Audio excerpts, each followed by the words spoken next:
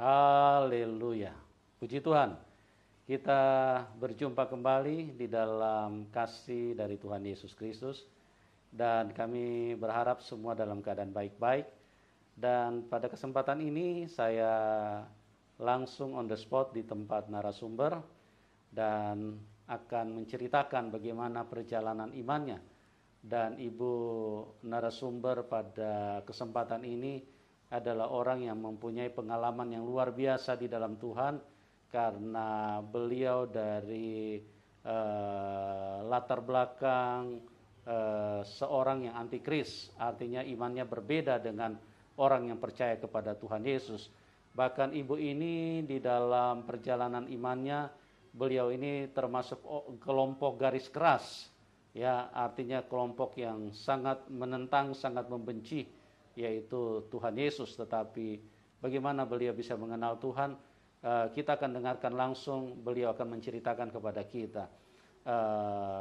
Shalom Ibu Ceng-Ceng, apa kabar Ibu? Shalom Pak, puji Tuhan, kabar baik. Oh haleluya, ya.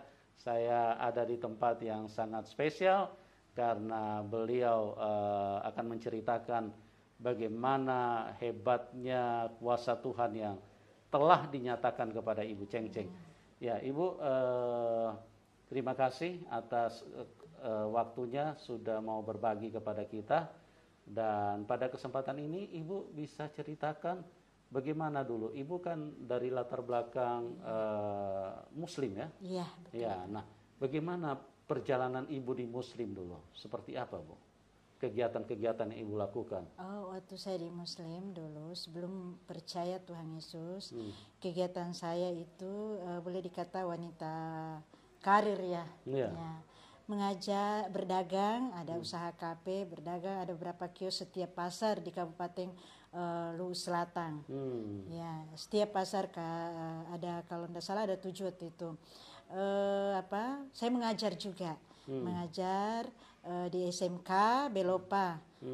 Terus saya juga jadi staf di salah satu SMP di Desa Bakti. Dan juga selain staf di situ saya juga mengajar guru agama Islam waktu itu. Dan di kampung juga biasa saya mengajar ngaji juga anak-anak. Mengajar ngaji anak-anak. Iya. Oh, kalau mengajar di SMK dengan mata pelajaran agama Islam. SMP. SMP. Agama Islam.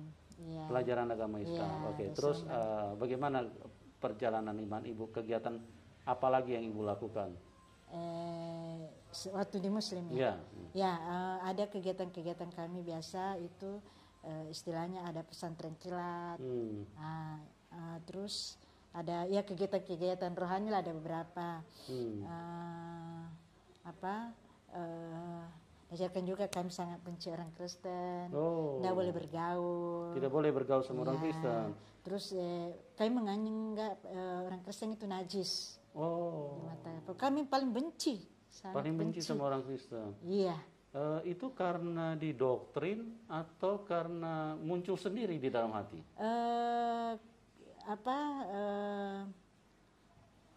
Salah satunya juga muncul dari hati, karena kita ini menganggap diri kita suci. Oh, iya. Gitu. Jadi itu juga didoktrin dari pengajar-pengajar yang ada di agama keluarga, Ibu yang sebelumnya. Jangan bergaul, jangan ini. Kenapa, Bu? Apa yang diajarkan pada waktu itu, jangan bergaul dengan orang Kristen? Karena itulah kita menganggap bahwa najis. Kenapa najis? Apa karena suka salah pelihara satunya, anjing apa gimana? Ya, salah satunya itu makan babi. Oh, makan babi. Oh. Iya. Iya. Untung babi tidak bisa protes, ya. Kalau dia protes, repot juga kita nih. Iya. Kok dia dianggap najis gitu. Iya. Sampai waktu saya teman saya guru di SMP namanya Pak Yakub.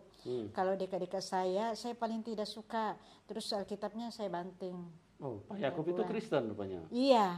Oh. Teman saya di SD itu saya tidak mau sekali bergaul dengan orang-orang Kristen. Waktu itu SMP. Ya, sampai kuliah karena tertanam itu najis orang Kristen. Iya. Kami benci pikiran kami bahwa orang Kristen najis, kafir, jahat. Terus sekarang bagaimana? Apa masih anggap najis? Oh babi? Tidak, haleluya. Sudah haleluya. tidak. Ternyata di dalam Kristen malah saya temukan kasih yang luar biasa. Nah, sebentar, jangan ke situ dulu, Bu. Udah. Jadi bagaimana Ibu setelah dengan pemahaman seperti itu, istilahnya begitu anti kepada orang yang memanggil nama Tuhan Yesus kan? Nah, bagaimana ceritanya Ibu bisa kenal Tuhan pada waktu itu? Oh ya. Apa yang terjadi dengan Ibu? Ya, ceritanya saya boleh dikata orang fanatik. Dalam agama saya waktu itu, saya orangnya kurang bergaul. Ceritanya waktu itu saya mimpi. Ya, mimpi selama 6 bulan itu 3 kali mimpi. Ya, saya mimpi itu saya berdiri di persimpangan jalan. Saya mau masuk gereja, saya bukan orang Kristen. Saya mau masuk masjid, tidak ada imam. Karena kalau di masjid harus ada imam baru kita boleh salat. Salat berjamaah. Jadi saya berdiri di persimpangan jalan di bawah pohon nangka. Nah, pohon nangka itu ada buah di atas satu dan sudah kuning masalah sekali.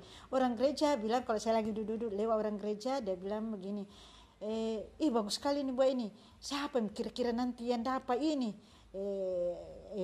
Orang Kristen ini masuk gereja, saya lihat dia bilang, ada yang bilang semoga saya dapat.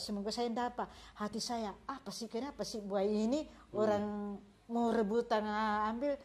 Begitu jatuh buah itu saya ambil, saya simpan. Orang Kristen keluar dari gereja, dia bilang, mana itu buah di sini, siapa yang ambil buah paling bagus buah itu? Padahal saya sudah ambil. Saya sembunyi, saya diam-diam saja. Nah, selama 6 bulan itu 3 kali saya mimpi begitu. Nah, ini terus sebentar, orang yang dari masjid kalau keluar, apa yang dia bilang? Saya tidak ada lihat orang dari masjid keluar, hanya dari gereja. Hanya dari gereja? Iya. Padahal di situ ada masjid juga? Ada, istilahnya berhadapan. Saya kan berdiri di tengah-tengah, di pinggiran jalan, di bawah pohon. Pohon nangka? Iya. Nah, Ibu simpan itu, terus mimpi yang kedua bagaimana? Begitu juga, dan mimpi ketiga begitu juga selama 6 bulan. Pohon nangka juga? Pohon nangka itu juga. Di bawah pohon nangka itu juga? Terus nangkanya sama? Sama, posisi gerejanya sama. Ya, jadi mungkin 6 bulan itu 3 kali. 3 kali? Mimpi itu. Nah, terus orang lewat terus bicara seperti itu juga, apa bagaimana? Sama. Bahwa siapa yang dapat buah ini? Siapa yang dapat? Mereka cari bilang sudah ada yang dapat buah ini, tapi siapa ya yang ambil buah ini? Simpan buah ini, dan buah ini paling enak, paling nyaman, paling bagus, paling berharga. Oh, gitu. Itu bahasa orang Kristen yang keluar dari gereja waktu itu. Iya. Terus Ibu ngaku nggak? Itu mimpi yang kedua? Mimpi pertama, kedua, ketiga sama. Ketiga sama lagi? Sama persis? Iya. Omongannya, kata-katanya? Iya, sama. Terus buah nangkanya sama? Sama, Pak. Gerejanya sama? Iya. Terus yang sarungnya yang saya pakai bungkus itu waktu jatuh itu nangka tetap masih sama. Masih sama? Iya. Itu jarak 2 bulan, selama 6 bulan.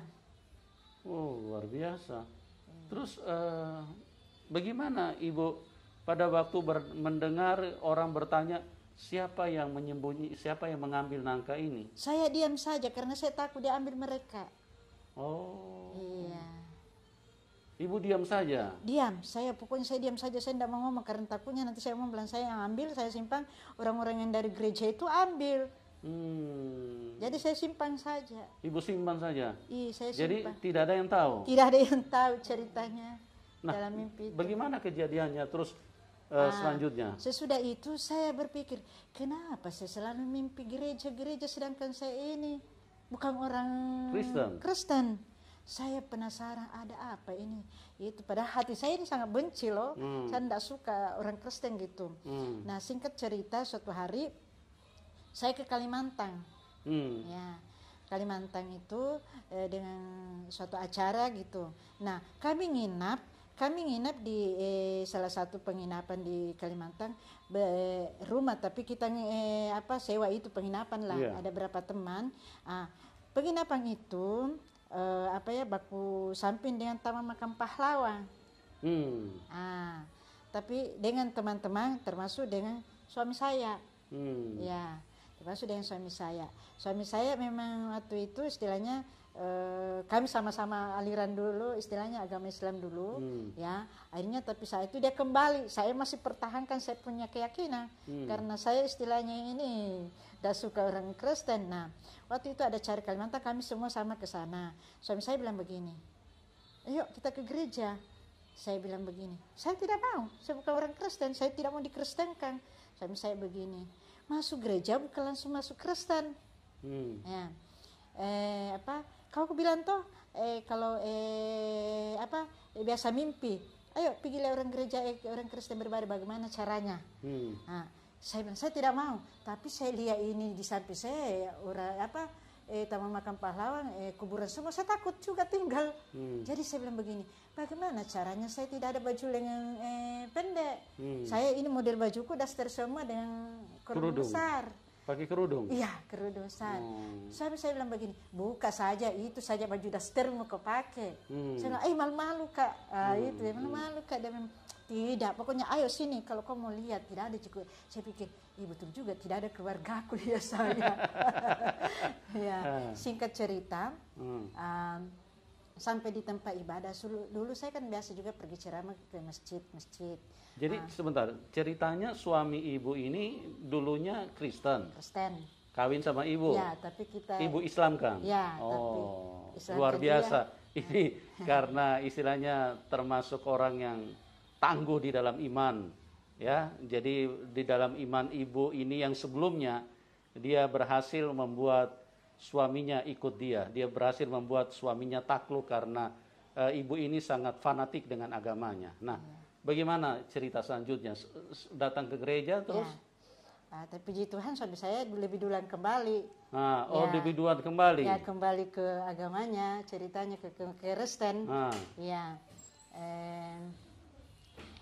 Sampai di suatu tempat ibadah itu, saya lanjut ya, sampai tempat ibadah itu, saya di tempat ibadah itu ada yang nyambut kita. Dulu kita kalau pergi ke masjid kan tidak ada sambut kita, datang duduk, sudah ceramah dapat amplop pulang. Ya, ini kalau di gereja ini saya sambut sekali karena di depan pintu ada yang sambut, Shalom, selamat pagi Bu. Hati saya senang sekali. Padahal kan pikiran saya selama ini saya sangat benci orang Kristen. Saya ini tidak menganggap ini sudah. Saya dipersilakan diantar masuk duduk. Hati saya bilang, baik juga orang Kristen ya. Nah, itu pikiran saya. Selama ini kan saya paling benci, saya baik juga orang Kristen ya. Sudah saya masuk dalam, saya lihat orang Kristen beribadah kayak orang gila.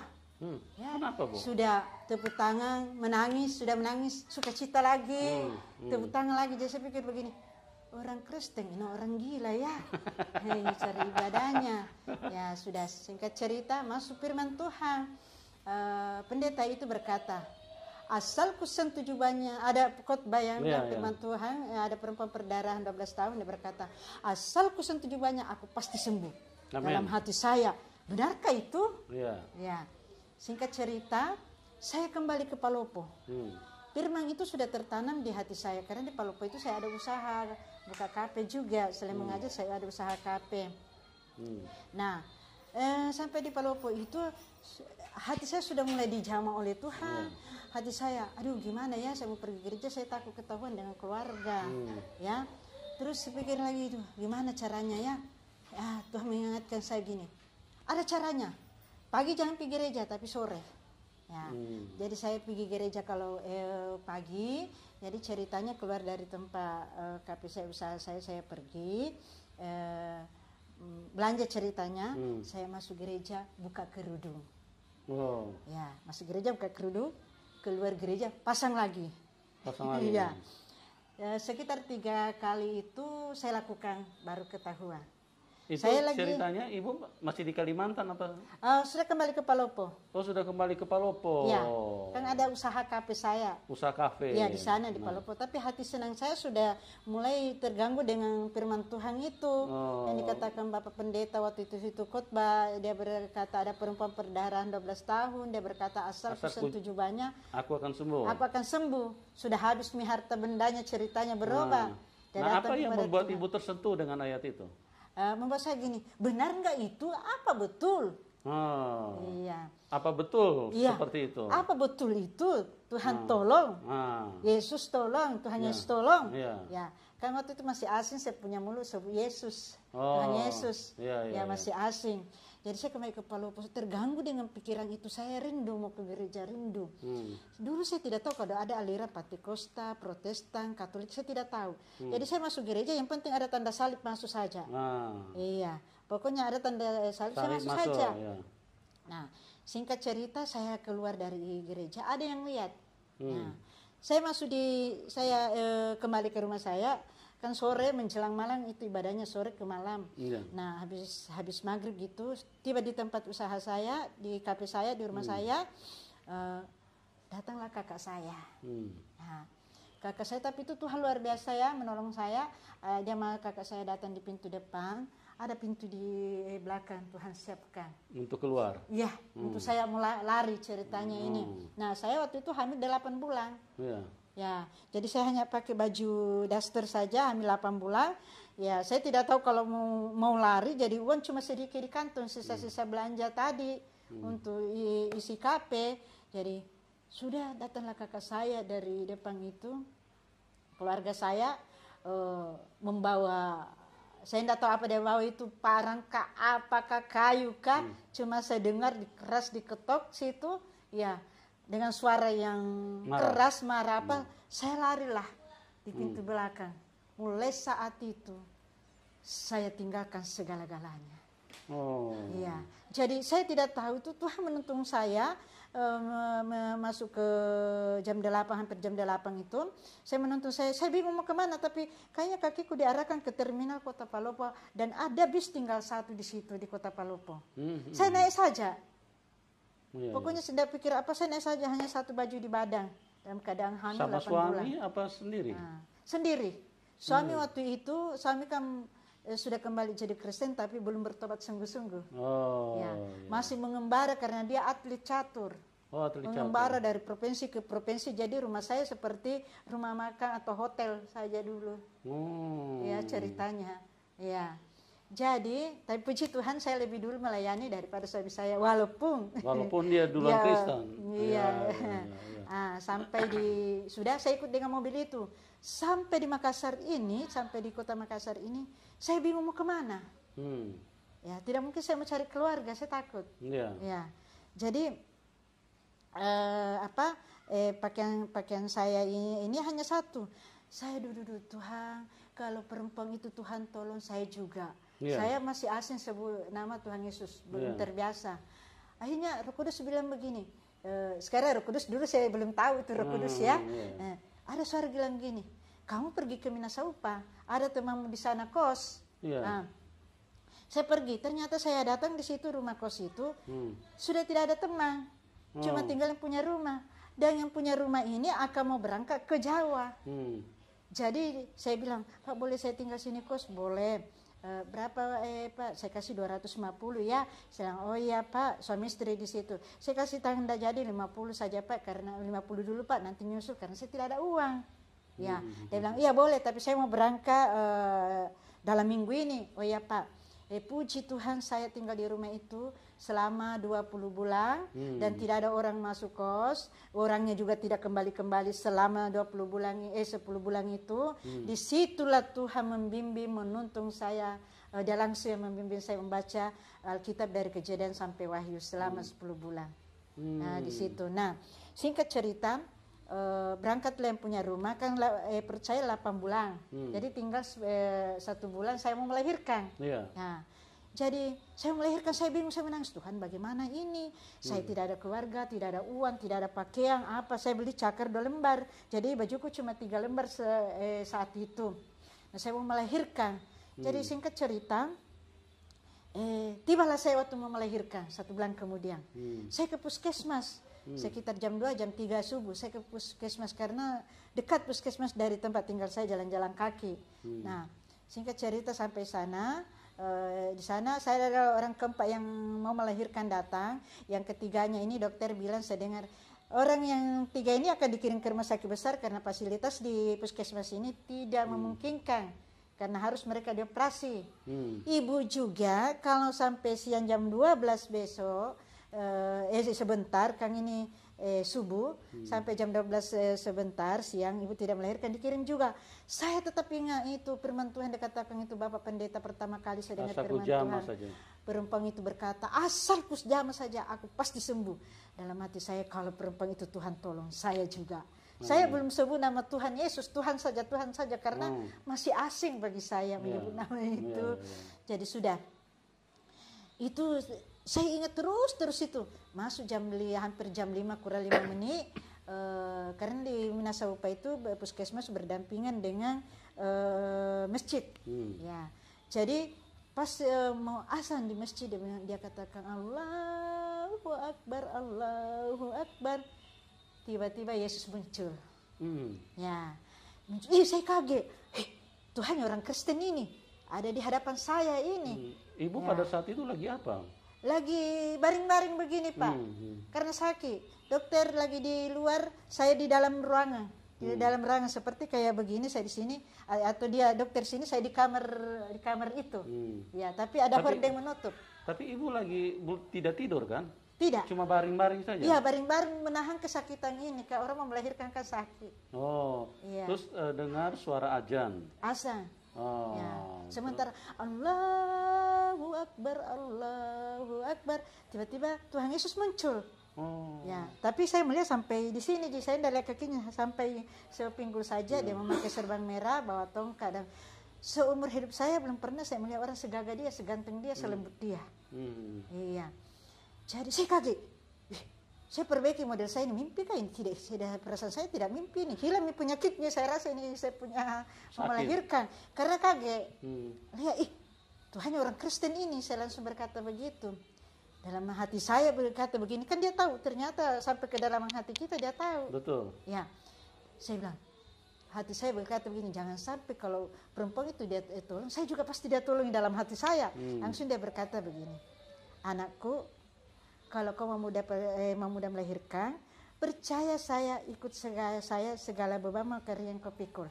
Nah, langsung saya bilang, ya, karena saya sakit, ya, tidak ada tidak ada ini. Nah, langsung saya bilang, ya, saya mau.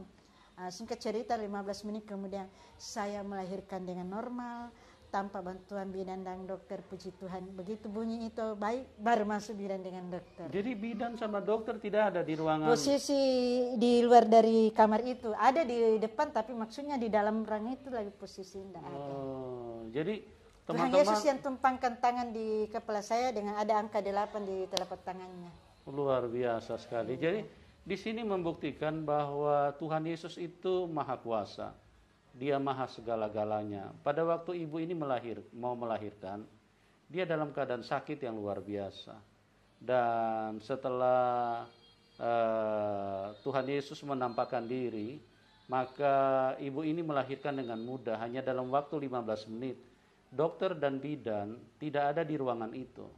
Dan ibu Ceng-Ceng ini bisa melahirkan tanpa dokter dan tanpa bidan. Jadi setelah lahir baru bidan masuk. Luar biasa. Terbukti bahwa Tuhan Yesus maha segalanya. Dia di atas segalanya. Dia dokter, dia apapun masalah. Makanya Tuhan Yesus berkata di dalam Matius 11 ayat 28, marilah kamu yang letih lesu dan berbeban berat. Beban apapun, beban berat, seberat apapun. Karena dia maha kuasa, dia sanggup. Ya. Kalau dia bukan Tuhan, atau dia manusia, kalau dia berbicara, paling dia berbicara seperti ini. Marilah kamu orang-orang Kristen, dan aku akan memberi pertolongan kepadamu. Dan juga marilah kamu yang punya beban-beban ringan. Ya, karena manusia kalau sudah beban berat, jangankan cuma sesama teman, orang tua pun tidak akan bisa mampu untuk menolong kita. Oke Bu, terus bagaimana kejadiannya? Setelah itu saya datang dokter, singkat cerita, 3 hari kemudian sudah bisa boleh pulang. Tetapi saya tidak ada uang untuk bayar. Tidak ada uang untuk bayar rumah sakit? Iya, dokter bidan bilang waktu itu jam 9 pagi itu hari ketiga. Dia bilang begini, ibu sudah boleh pulang. Saya bilang berapa uang administrasinya? Dan 320 atau 330, saya lupa waktu itu, pokoknya 300 lebih. Saya bilang, tunggu dulu ibu ya, padahal dalam hati saya di mana bisa dapat uang ini. Tidak mungkin saya mau jual anak saya, tidak mungkin saya mau kasih orang, hanya dialah satu-satunya keluarga saya saat ini. Saya hanya ingat kalau Tuhan tolong perempuan itu, saya juga, itu dalam hati saya. Puji Tuhan, singkat cerita, saya tidak tahu siapa yang bayar sampai hari ini. Jam 11 kemudian datanglah bidan kepada saya, "Ibu, kenapa belum pulang? Ini ibu sudah boleh pulang." Saya bilang, "Saya belum ada uang." Dia bilang, "Sudah dibayar." Saya kaget, siapa yang bayar? Ya, puji Tuhan, setelah itu saya ke rumah. Di rumah lagi, saya sama sekali, anak saya lahir juga itu dibungkus dengan itu spray di rumah sakit. Karena saya tidak punya sarung, tidak punya apa-apa. Jadi itu dipakai bungkuskan anak saya. Ya. Sebentar, luar biasa Tuhan Yesus. Ya, ibu ini tidak punya uang bayar rumah sakit. Tuhan Yesus di atas segala-galanya. Dia maha kuasa. Tuhan Yesus di atas semua bank. Ya, tanpa perlu transferan, tanpa perlu apapun. Tuhan Yesus yang membayar ibu ini secara supranatural. Jadi teman-teman, apapun keadaanmu, Tuhan Yesus berkata di dalam Matius 11 ayat 28, "Marilah kamu yang letih lesu dan berbeban berat, karena aku akan memberikan kelegaan kepadamu." Jadi Tuhan Yesus tidak pilih-pilih orang. Tuhan Yesus tidak berkata, "Aku mau tolong hanya untuk orang-orang Kristen." Tidak. Kalau dia hanya mau tolong orang-orang Kristen, maka saya tidak percaya kalau dia adalah Tuhan. Karena dia Tuhan satu kelompok. Tapi kalau dia Tuhan yang benar, dia Tuhan semua bangsa, dia Tuhan semua orang. Siapapun dikasihi Tuhan, siapapun dicintai Tuhan, siapapun akan diberi pertolongan, diberi mujizat, karena dia mencintai semua manusia. Semua warna kulit, semua bangsa, semua lapis, apapun. Karena dialah yang menciptakan manusia. Oke, Bu, lanjutkan, Bu, gimana? Setelah keluar dari rumah sakit, puskesmas, saya ke rumah.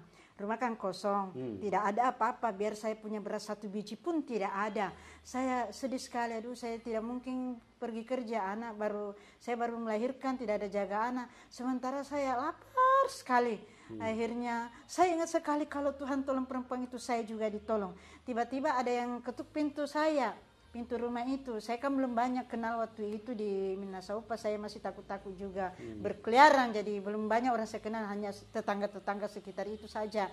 Jadi tiba-tiba ada yang ketuk pintu, dia bilang, "Shalom, selamat siang, maaf ibu."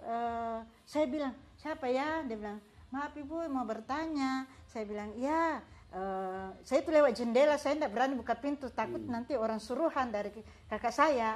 Jadi bilang, "Ya, ada apa Pak? Ada apa Bu?" Orang ibu-ibu dulu pertama datang, dia bilang begini, "Saya cari yang namanya Ibu Cenceng yang dari Palopo yang baru kenal Tuhan Yesus."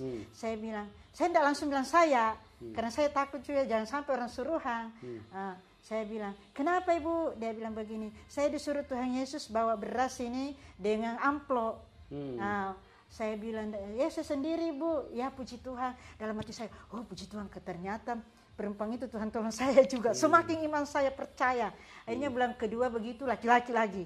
Sudah habis beras saya, sudah habis uang saya untuk beli lauk begitu untuk 1 bulan. Terus bulan kedua laki-laki lagi begitu lagi. Akhirnya bulan ketiga lagi begitu lagi, tapi perempuan lagi dengan beda 3 orang. Sampai hari ini saya tidak tahu siapa namanya, di mana mereka tinggal. Saya tidak kenal dia. Nah, tapi suaranya sama selalu kalau datang. Pertama perempuan, bulan pertama. Bulan kedua kata-katanya sama nggak? Sama. Waktu ngomong sama ibu? Sama, tidak panjang, dah hanya saya. "Oh salam ibu, saya disuruh Tuhan Yesus bawa beras dengan uang." Itu saja, saya disuruh Tuhan Yesus. Saya disuruh Tuhan Yesus. Haleluya, luar biasa sekali ya. Mau cari bukti, Tuhan Yesus membuktikan bahwa dia adalah Tuhan. Karena bagaimana kita bisa percaya Tuhan? Itu dibuktikan dari kuasanya. Dan ibu ini mengalami, ya, setiap kali orang datang dan kuasa Tuhan dinyatakan, dan disinilah membuktikan bahwa Tuhan Yesus itu maha kuasa. Oke Bu, lanjut Bu. Setelah itu Pak, 3 bulan saya bilang begini, pasti nih Tuhan Yesus sudah tolong saya terus ya. Akhirnya saya komitmen, iya saya akan ikut kau. Mulai hari ini saya akan ikut kau, saya percaya, saya mau siap menjadi orang Kristen. Saya begitu, saya sudah berjanji. Berarti sebelumnya ibu belum ikut Tuhan? Belum ikut Tuhan, tapi saya hanya ingat selalu itu bahwa perempuan itu ditolong Tuhan Yesus. Tapi artinya sedikit baru percaya gitu. Oh, jadi masih masih ini ragu-ragu ya, masih waktu itu. Tapi tetap masih dia tolong terus saya. Ya, itulah Tuhan yang baik. Karena kalau bukan Tuhan yang baik, paling kalau cuma manusia kurang ajar, kau sudah ditolong kemarin masih tidak percaya lagi kau ini. Kan begitu ya? Iya betul. Iya, ini tapi Tuhan Yesus tidak begitu. Tuhan Yesus tidak darah tinggi, tidak emosian. Tuhan Yesus itu tidak seperti iblis. Kalau iblis itu haus darah. Sedikit-sedikit iblis itu mengajarkan kebencian, mengajarkan pembunuhan. Karena iblis itu sangat haus darah, dia sangat ingin supaya manusia semua mati terbunuh. Itulah bedanya antara Tuhan Yesus dengan iblis. Dan di dalam hidup ini jangan sampai Anda tidak bertemu dengan Tuhan, karena iblis itu sangat jahat, teman-teman. Oke, Bu, lanjut, Bu. Setelah itu saya lihat buktinya bahwa betul-betul Tuhannya orang Kristen ini hidup. Ada. Saya sudah komitmen membuka hati, saya serahkan hidup saya, dia pakai, saya bilang, ini saya Tuhan, pakai saya, hidup saya, seumur hidup saya, pakai diri saya. Mulai saat itu saya baca, dituntun, dibimbing oleh Tuhan Yesus langsung Roh Kudus, membaca Kejadian sampai Wahyu selama 10 bulan. Jadi kalau ada saya dapat ayat-ayat yang saya tidak mengerti, tidak memahami, saya duduk lagi. Tuhan tolong, saya tidak mengerti ayat ini. Kayak dia langsung memberitahukan saya secara pribadi. Jadi saya selalu tiap malam 2 jam, 3 jam itu malam, lain sore, lain siang saya baca Alkitab. Jadi 10 bulan saya selesaikan baca Alkitab dari Kejadian sampai Wahyu. Nah, selama itu 10 bulan itu 3 kali Tuhan Yesus datang bawa bunga. Kenapa saya bilang katakan Tuhan Yesus? Saya percaya, saya yakin sekali. Setelah saya baca firman Tuhan, setelah amin, kalau jam 2 malam, dari jam 12 ke jam 2, setelah saya katakan amin, tiba-tiba ada bel pintu itu tengah malam. Saya bilang, siapa tamu tengah malam? Tidak mungkin. Saya keluar, langsung ada kembang. Dikasih di kembang di pintu, entah ditaruh di pagar, entah di pingangi. Tapi Roh Kudus berbisik di hati saya, bahwa ini kembang dari Tuhan Yesus. 3 kali selama 10 bulan itu. Saya tidak lihat mukanya orang yang bawa, tapi kembang itu saya ambil. Selalu saya ambil, saya simpan. Selama 10 bulan 3 kali itu datang kembang. Tapi di waktu tengah malam. Luar biasa sekali. Ya. Setelah itu 10 bulan saya sudah selesai baca Alkitab, saya bilang, Tuhan Yesus, saya sudah berani ucapkan pakai nama Tuhan Yesus. Tadinya kan masih Tuhannya orang Kristen. Tapi puji Tuhan, saat itu saya mulai panggil nama Tuhan Yesus. Saya bilang, Tuhan Yesus, sudah baca Alkitab dari Kejadian sampai Wahyu selama 10 bulan ini. Ini saya pakai hidupku, terserah Tuhan mau pakai di mana mau tapi kalau Tuhan mau suruh saya pelayanan, berikan saya talenta karunia. Karena kalau saya asal-asalan begini tidak ada yang bisa terjadi, tidak ada orang percaya. Akhirnya itu saya ngomong begitu, saya ingat sekali pada jam 12 malam tanggal 25 Desember tahun 2023, Yesus sendiri datang di hadapan saya, tumpangkan tangan. Tahun 2000? Jam 12 malam, bulan 12, tahun 2023. Sekarang baru 2022, Bu? Iya, 2023. Berarti baru jalan 18 tahun ya, saya jadi orang Kristen. 2003. 2003. Iya. 2003, berarti 18 tahun ya? Iya. Jadi di situ Tuhan, waktu itu saya rasa Tuhan Yesus datang, tapi saya tidak berani angkat muka. Karena saya baca di Alkitab bahwa kalau katanya lihat Tuhan Yesus buta. Ini pemikiran saya. Tapi saya rasa itu kuasa, dinginnya enak, nyaman. Jadi saya duduk seperti tidak duduk di lantai. Saat itu saya duduk di lantai, tapi seakan-akan saya duduk di awang-awang gitu. Jadi itu hawa-hawa dingin masuk di tubuh saya, merasakan saya nyaman sekali. Ada suara gini, pergi ke kampung beritakan Injil. Saya kaget. Sama saja mau pergi dibunuh saya ini. Bunuh diri ini. Karena di kampung saya belum ada orang Kristen. Iya. Kalau pun ada tidak diizinkan. Dulu saya ingat saya itu di kebun itu ada masih kecil saya di sawah saya itu ada tinggal peliharaan, diusir disuruh keluar. Ya. Jadi saat itu saya kaget. Saya bilang, saya siap Tuhan, tapi saya juga meminta. Ada suara lain katakan, bisi tengah, apa kau minta? karunia penglihatan, karena kuliah ada di dalam Alkitab juga sudah membaca, walaupun saya tidak hafal ayatnya di mana, tapi ada saya baca. Karena penglihatan dan kesembuhan. Ya, sudah Tuhan kasih, saya pergi, anak saya masih bayi, ya namanya juga baru melahirkan, masih merah anak saya pergi. Saya menginjil tidak jauh dari kampung saya, sekitar dari kampung saya ke tempat penginjilan saya itu 5 kilo, karena di situ ada gereja. Nah, puji Tuhan di situ saya khotbah di situ. Saat itu juga ada orang langsung dibaptis di gereja itu, dibaptis. Dan sudah itu penginjilan saya yang kedua, gereja saya kedua mulailah dari saya itu dikejar sampai masuk hutan-hutan, saya lari karena saya pelayanan di dalam kampung, ya. Jadi saya dikejar, saya tidak kenal itu siapa yang kejar saya lari di jembatan gantung itu, jembatan goyang-goyang dengan gendong anak bayi. Saya tidak tahu saya tembus kemana, saya keluar di mana, tetapi puji Tuhan akhirnya saya juga temukan jalan yang ramai, jalan poros begitu. Iya. Jadi puji Tuhan saya katakan begini, kalau Tuhan yang utus saya pasti saya kembali ke Makassar dengan selamat. Amin. Ya, puji Tuhan saya kembali lagi, dan mulai dari saat itu saya keliling penginjilan. Saya juga pernah menginjil waktu di Mangkutana, daerah Cendana Hitam. Masih saya ingat gereja itu, dan masih saya ingat gembalanya itu. Sementara saya khotbah waktu itu mesinnya itu pendeta-pendeta ditembak di Palu. Iya. Saat itu saya sementara khotbah, ada pasukan jihad masuk ke gereja. Nah, tapi hati saya, kalau Tuhan yang utus saya pasti kembali ke Makassar dan selamat. Kalau perempuan itu Tuhan tolong, saya juga. Jadi sementara saya khotbah, masuklah pasukan jihad itu, kalau bukan 6 orang, 9. Ada yang bawa parang. Sudah. Saya tidak tahu bagaimana caranya majelis atau orang jemaah ngomong di pintu begitu. Saya tetap masih khotbah. Saya tidak tahu bagaimana cara mereka, akhirnya juga mereka pergi. Iya. Saya bilang saya tidak takut ke dalam akar. Padahal waktu itu mestinya ada berapa orang ditembak di Palu, pendeta. Nah, puji Tuhan mulai dari situ sampai sekarang saya menginjil beberapa provinsi di Indonesia sampai ke pelosok. Saya tidak pernah takut. Dari Makassar ke Manado sudah 3 kali saya naik motor menginjil sepanjang jalan, ditempuh dengan berapa 3.408 km kalau tidak salah. Suamiku hafal sekali itu. Naik motor, jadi saya menginjil sepanjang jalan. Kalau lihat orang saya singgah, kalau sudah saya jalan lagi. Dan puji Tuhan dalam pelayanan saya ini dari kota sampai ke pelosok, daerah Papua, daerah Maluku, Jawa, Sulawesi, dan puji Tuhan walaupun saya mengalami penganiayaan, 6 jahitan di kepala, gigi habis dalam pelayanan, tapi puji Tuhan masih banyak gigi palsu, tapi saya bilang pengorbanan saya belum seberapa dibanding pengorbanan yang Tuhan Yesus sudah berikan bagi saya. Haleluya. Luar biasa sekali ya, teman-teman. Jadi ibu ini mengalami karya Tuhan yang begitu ajaib.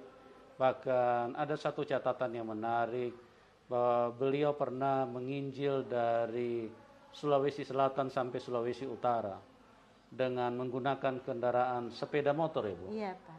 Itu jaraknya ribuan kilometer. Iya. Nah, saya hanya ingin memberi sedikit garis bawahi apa yang disampaikan oleh Ibu Ceng Ceng. Dia adalah orang dari iman yang tidak percaya Tuhan Yesus, dari orang yang antikris. Tapi begitu beliau mengenal Tuhan, karena Tuhan menyatakan kuasanya, menyatakan mujizatnya, dan hal-hal seperti itu dialami langsung oleh Ibu Ceng Ceng. Dan dia begitu bersemangat di dalam pelayanan Injil, bahkan dengan jarak ribuan kilometer, dengan menggunakan hanya sepeda motor. Bagaimana dengan Anda?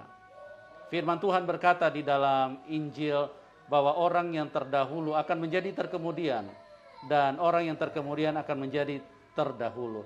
Ibu Ceng Ceng adalah orang yang di belakang, orang yang terkemudian. Tapi sekarang beliau ada di garis depan. Bagaimana semangat yang luar biasa yang berasal dari Roh Kudus yang telah membangkitkan, mengubahkan ibu ini dari dulu orang yang begitu membenci Kristen, dari dulu orang yang begitu menganggap Kristen itu najis, kotor, dan segala macam pemahaman-pemahaman seperti itu. Tapi sekarang beliau begitu mencintai Tuhan. Bagaimana dengan Anda yang sudah terlahir, mungkin dari dalam kandungan Anda sudah Kristen, atau mungkin Anda seorang pendeta, tapi Anda hanya duduk manis di gereja atau hanya duduk manis di tempat di mana Anda melayani sekarang ini. Ingat, Injil harus diberitakan dan semua makhluk harus mendengarkan Injil. Semua manusia di bawah kolong langit ini harus mendengarkan Injil. Karena Tuhan Yesus berkata, pergi dan jadikan semua bangsa muridku. Dan oleh sebab itu adalah tanggung jawab kita semua. Terima kasih Ibu, luar biasa sekali kesaksian Ibu. Dan pada kesempatan ini mungkin Ibu bisa memberikan sedikit pesan kepada orang-orang yang belum kenal Tuhan agar jangan sampai terlambat, ya. Karena hanya Tuhan Yesus yang bisa bawa kita ke surga. Silakan Ibu, sedikit saja. Apa pesan apa yang Ibu mau sampaikan bagi orang-orang yang belum kenal Tuhan Yesus? Silakan. Pesan saya kepada orang-orang saudaraku yang belum mengenal Tuhan Yesus. Mari kita percaya kepada Tuhan Yesus karena Dia adalah jalan satu-satunya untuk menuju surga. Tidak ada nama yang bisa membawa kita ke surga, hanya Dia. Hanya Dia yang membawa keselamatan dalam hidup kita. Amen. Hanya Dia adalah Dia nama yang satu-satunya yang pasti akan menjamin kita masuk dalam surga. Amen. Percayalah, jangan pernah takut dibenci, jangan pernah takut meninggalkan harta benda. Tuhan katakan apa yang kau tinggalkan Tuhan akan siapkan. Saya saja pribadi saya mengenal Tuhan Yesus walaupun kadang diusir, walaupun tidur beralaskan koran. Tapi walaupun saya pernah tidak makan, tapi puji Tuhan hari ini sukacita melimpah Tuhan berikan. Walaupun saya tidak semewah dengan saudara, tetapi saya merasa bangga, saya merasa kaya karena punya Yesus. Saya sudah punya tiket keselamatan, jadi saya tidak pernah takut lagi. Dan saya bagi umat-umat saudara seiman, mari terus beritakan Injil, baik itu dalam teman-teman di mana saja. Jangan pernah takut beritakan Injil, jangan pernah takut beritakan siapa Yesus sesungguhnya. Amin. Terima kasih, Tuhan memberkati. Ya, terima kasih Ibu Ceng-Ceng, begitu luar biasa ya semangatnya. Ya, teman-teman, sekali lagi saya mau mengingatkan bagi Anda yang sudah percaya Tuhan Yesus, Ibu Ceng-Ceng dari iman yang terkemudian di belakang dulunya. Tidak percaya Tuhan Yesus, bahkan dia antikris, tapi sekarang dia ada di depan. Ingat, tadi beliau menyampaikan dengan jarak ribuan kilometer hanya menggunakan sepeda motor. Beliau menginjil dan tidak kenal lelah dari satu desa ke desa yang lain, di mana dia menemukan ada jiwa-jiwa, dia mampir dan dia beritakan Injil. Bagaimana dengan Anda? Waktu ini singkat. Jangan sampai Anda pulang ketemu Tuhan dengan tangan hampa, karena setiap tetesan darah yang tertumpah di atas kayu salib itu ada perhitungannya. Artinya semua kita yang sudah diselamatkan harus bertanggung jawab. Karena Tuhan Yesus bilang, asal ada satu jiwa bertobat, seluruh malaikat di surga bersorak-sorai. Nah, apabila ada satu orang masuk neraka, maka surga akan berduka cita. Siapa yang bertanggung jawab? Kita semua. Oleh sebab itu giatlah, waktu ini singkat, pergunakan waktu yang ada dan teruslah memberitakan Injil. Dan bagi teman-teman yang belum kenal Tuhan, jangan lupa cari Tuhan, ya. Bertanya, selidikilah, karena kebenaran itu bisa dibuktikan dari sejarah, kebenaran itu bisa dibuktikan dari bukti-bukti yang nyata, bukti-bukti yang otentik, bahwa Tuhan Yesus tadi sudah dibuktikan oleh Ibu Ceng-Ceng. Kalau perempuan pendarahan itu ditolong Tuhan, saya pun pasti akan ditolong oleh Tuhan. Dan saya percaya kalau Anda benar-benar mencari Tuhan, maka Tuhan Yesus adalah Tuhan yang sama yang mengasihi setiap kita. Apapun kepercayaanmu, apapun latar belakangmu, mau dompet tebal, dompet tipis, dompet kosong, dompet robek, tidak punya dompet pun Tuhan kasih Anda. Oleh sebab itu jangan terlambat, percayalah kepada Tuhan Yesus. Nah, bagi teman-teman yang diberkati yang mau dukung Ibu Ceng-Ceng, nanti nomor rekeningnya kami taruh di layar deskripsi. Silakan Ibu Bapak yang diberkati bisa dukung supaya Ibu Ceng-Ceng bisa melayani Tuhan dengan maksimal. Oke, terima kasih buat semuanya. Doa kami buat Anda semua, Tuhan mengasihi dan kasih karunia Tuhan kiranya menyentuh kehidupanmu supaya kita semua bisa pulang ke surga. Dan kita akan berjumpa di program selanjutnya. Tuhan Yesus memberkati kita semua dan salam kemenangan. Amin.